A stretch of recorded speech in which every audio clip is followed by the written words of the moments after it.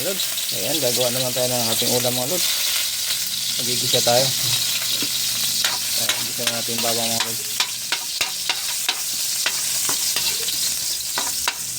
Ayan, at pinapula-pula lang muna natin mga lods yung bawang.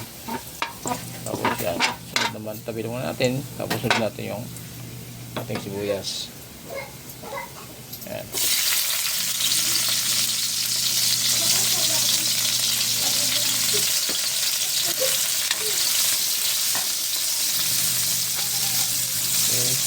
Ayan, mga lods. Tapos lagay naman natin mga lods yung ating giniling mga lods. Ayan.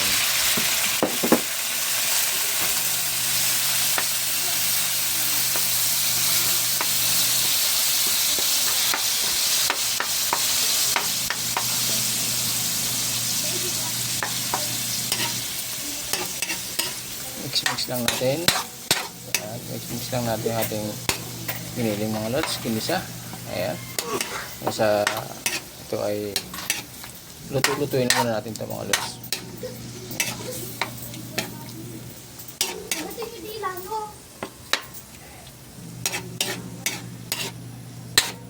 Ayan.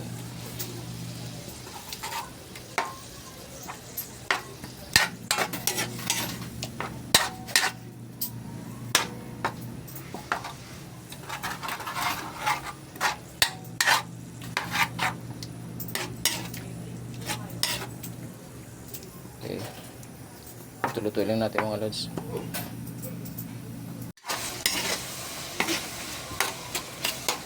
Ayan mga lods. Lagyan na siya at lagyan na natin ng konting asin mga lods. Asin lang lagyan natin ito mga lods, hindi na tuyo. Ayan. Tapos lagyan natin yung ating tomato. Ayan mga lods.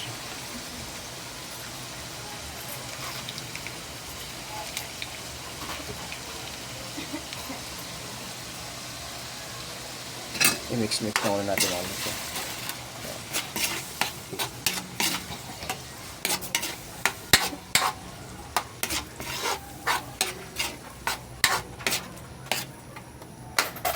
Lagyan na natin mga lods yung ating mga gulay. Yung iba pang gulay natin. Ito ang patatas. Ayan na. Sabay na natin mga lods, pati yung carrots natin.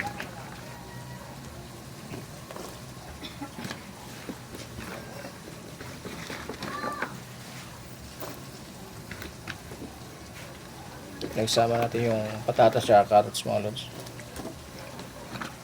Ayan. Tsaka itong ating bell pepper mga lods. Ayan, bell pepper natin. Sabay-sabay na natin sila mga lods.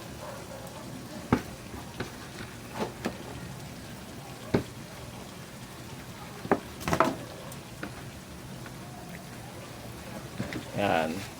So, mix na muna natin. Ayan. At siyempre mga lods, ilagay na rin natin mga lods yung ating green peas. Ayan.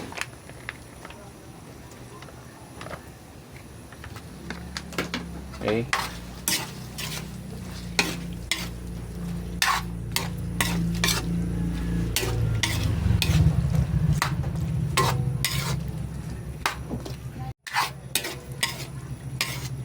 Mikos-mikos lang, mikos-mikos. Ayan mga lods. Ayan.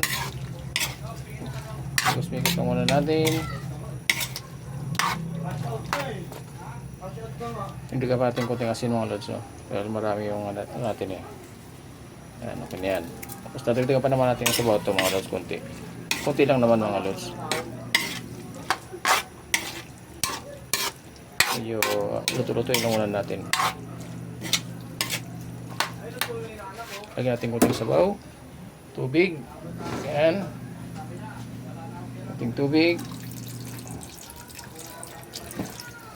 Ayan. At mikos-mikos lang muna natin. So, ayan. Lutuin lang natin mga lods ha.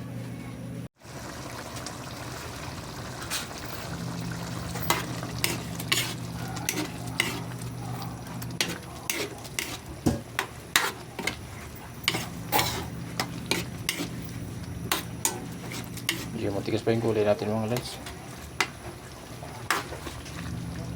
Tama yung patutuyo natin ng konti sa baw. Tapos saka natin itipla mga lods.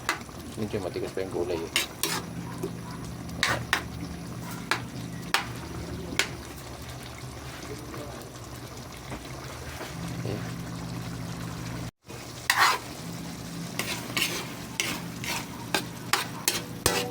Okay na ako sa medyo malambot na yung gulay natin. So, lagyan natin ng mga seasoning. Ayan.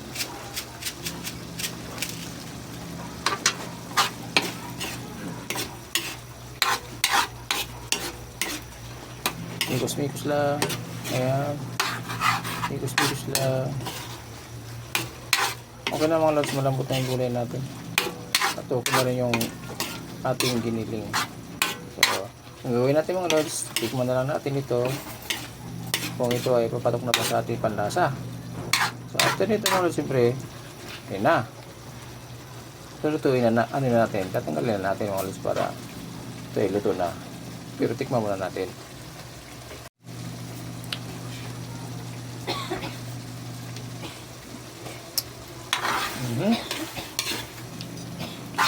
Parang malalasahan ko na mga lods yung yummy ah.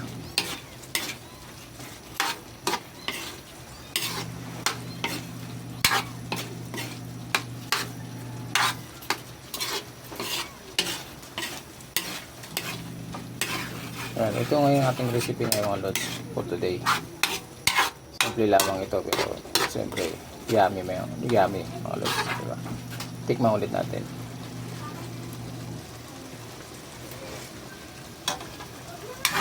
Wow!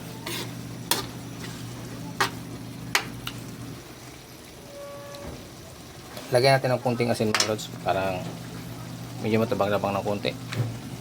Kunti lang naman. Yan.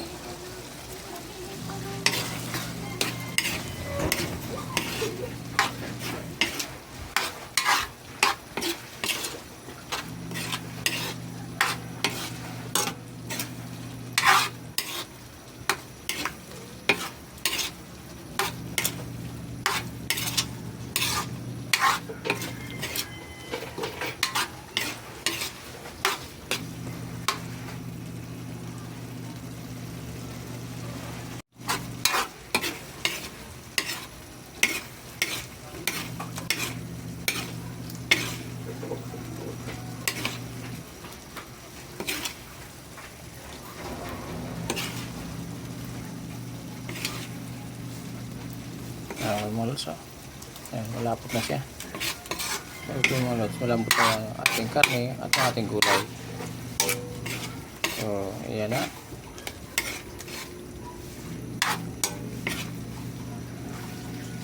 Okay na siya mga lods. Para sa ating recipe for today. Pero tikman muna natin mga lods. Huling tikim natin. Wow! Yummy! So, ayan mga lods. Thank you very much. Thank you for watching po sa ating lahat mga lods. Ingat po tayo. God bless po. Bye-bye.